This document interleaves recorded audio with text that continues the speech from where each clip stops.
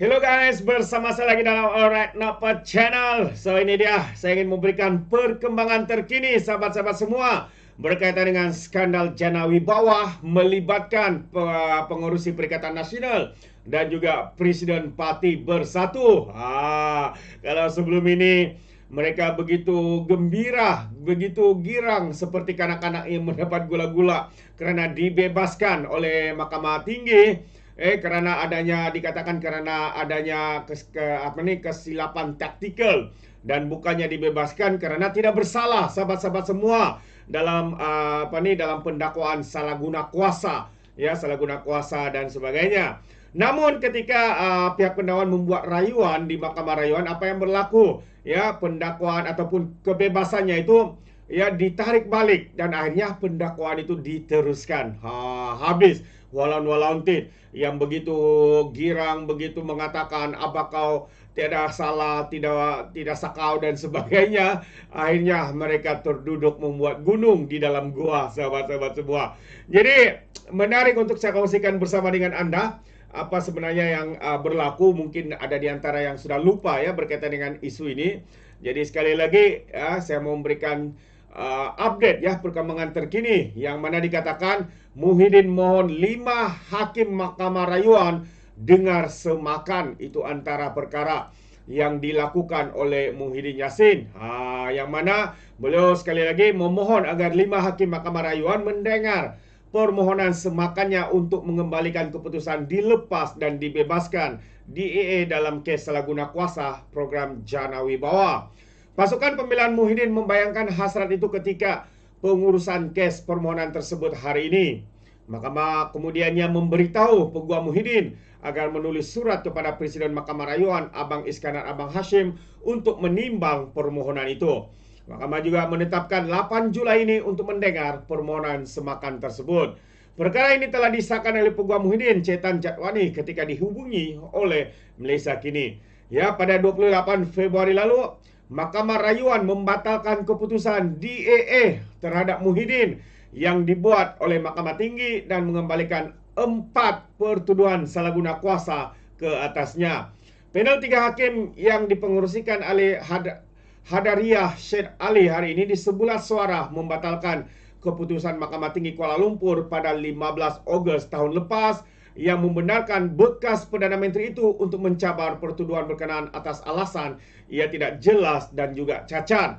Jadi pada 15 Ogos tersebut, Hakim Mahkamah Tinggi Muhammad Jamil Husin memutuskan pertuduhan salah guna kuasa terhadap Muhyiddin adalah cacat dan tidak selaras dengan kanun tata cara jenayah.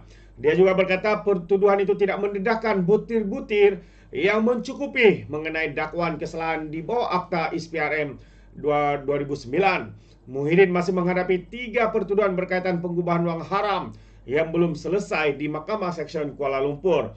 4 dakwaan salah guna kuasa pada masa tahun lepas di hadapan Mahkamah Seksyen. Muhyiddin minta dibicarakan atas 4 pertuduhan salah guna kuasa dan 3 pertuduhan pengubahan wang haram membabitkan 232.5 juta ringgit yang dikaitkan dengan program ataupun projek Jana Wibawa.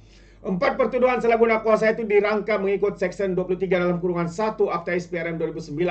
Menuduhnya menggunakan kedudukannya sebagai Perdana Menteri dan Presiden Bersatu ketika itu untuk suapan berjumlah RM232.5 juta ringgit daripada 3 syarikat dan seorang individu antara Mac 1 2020 hingga 20 Ogos 2021. Bayangkan belum sampai setahun sebenarnya jadi kerajaan, berbagai skandal sudah berlaku 3 syarikat itu ialah Bukhari Equity, Nature Sinar Berhad dan Manfur Sinar Berhad, manakala individu terbabit ialah Azman Yusuf. Jadi 3 pertuduhan pengubahan wang haram itu telah dibentangkan di bawah Seksyen 4 dalam kurungan 1 dalam kurungan B Akta Pencegahan Pengubahan Wang Haram, Pencegahan Pembiayaan Keganasan dan Hasil daripada Aktiviti Haram 2001 dibaca bersama Seksyen 87 dalam kurungan 1 Akta yang sama. Muhyiddin didakwa menyalahgunakan kuasanya untuk menerima suapan sebanyak RM125 juta ringgit hasil daripada aktiviti haram daripada Bukhari Equity antara 25 Februari 2021 hingga 8 Julai 2022. Tuduhan itu tidak mendakwa bahwa pembayaran dibuat kepadanya. Wang itu dicuci dengan menerima wang yang dimasukkan terus ke dalam akaun Parti Bersatu dan mengakibatkan dikatakan beberapa akaun Bersatu itu telah pun dibekukan ya, dan juga disekat sahabat-sahabat semua untuk siasatan. Dan juga ya, ketika apa yang berlaku sekarang ini, penyiasatan sedang dijalankan. Itu dia. Jadi bangga kononnya mereka Muhyiddin tidak bersalah kononnya ketika ketika Mahkamah Tinggi ya membebaskan beliau, tapi akhirnya ya apabila rayuan dibuat, akhirnya sekali lagi pendakwaan salah guna kuasa itu melibatkan skandal Jana Wibawa ini dikembalikan sahabat-sahabat semua. Apa komen Anda? Jadi menarik untuk kita ikuti dan saya akan berikan update dari masa ke masa ya berkaitan perkembangan skandal Jana Wibawa, Kerajaan Perikatan Nasional, Kerajaan PAS dan juga Bersatu. Itu dia. Jadi untuk sebelum saya mengakhiri, saya ingin kongsikan sedikit juga update berkaitan dengan kenyataan terkini daripada YB Fahmi. YB Fahmi Fadzil yang mana beliau mengarahkan MC untuk mengambil tindakan pengguna TikTok sebar video fitnah.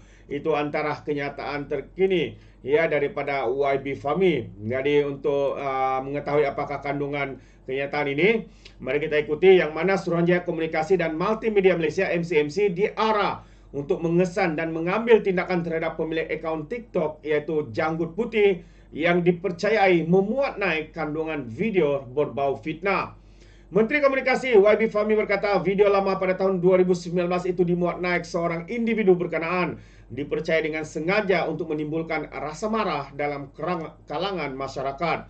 Katanya, terima kasih, ini video dari tahun 2019, recycle untuk sengaja timbulkan rasa malu, rasa marah. MC rasmi akan kesan suspek dan ambil tindakan, katanya.